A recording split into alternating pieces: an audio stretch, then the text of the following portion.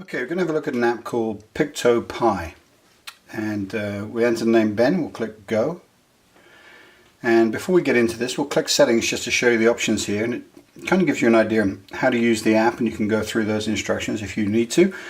Downloadables, which lets you download a printable PDF pictos or pics or pictures for the classroom or at home, which is nice. Share the app, write a review, and then send any comments or suggestions to the developer.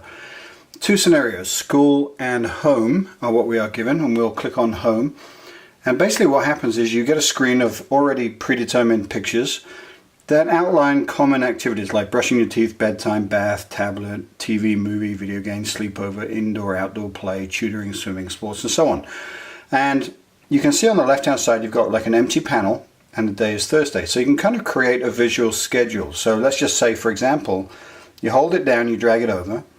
You want to brush your teeth. We'll give it 1 minute. You can change any of these to any amount of time that you want, but let's just say 1 minute. Actually, we'll make it 2 minutes. You can turn the timer on, the visual effect, or the timer off, and you can have the alarm on or off. We'll leave them both on just for this demonstration. Click Done. After that, we'll click on Breakfast, and we'll say 15 minutes, for example, leaving everything on. And then after that, we'll have something like Inside Play.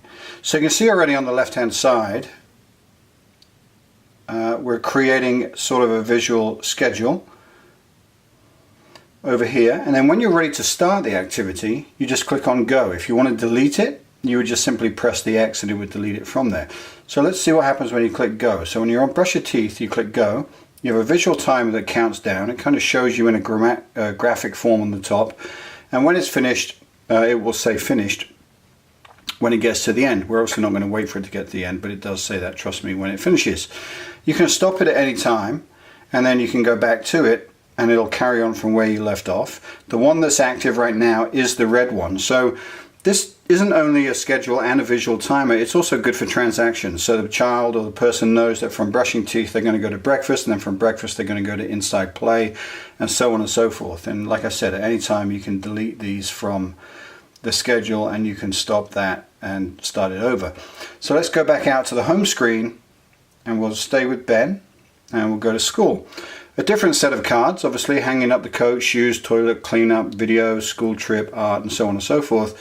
And again, works exactly the same way. You just drag it over there, you give it a designated amount of time. If you turn these off, and then we click on it, you'll see that there's no visual at the top there, and at the end of the 29 or the 30 minutes you won't get an alarm, you won't get any noise or any sound saying finished. Maybe that's purely for the teacher's perspective, so they can do that within the class, just so they have sort of like a countdown timer. Again, you can delete it at any time and simply drag them over and add them to the class, or add them to the schedule, I should say.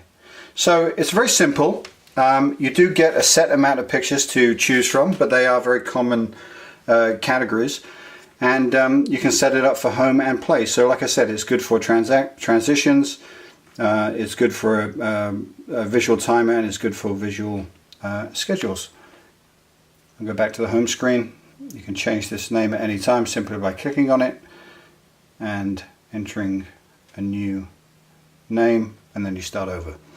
So that is it. I hope you enjoyed it. It's called PictoPie, and check it out.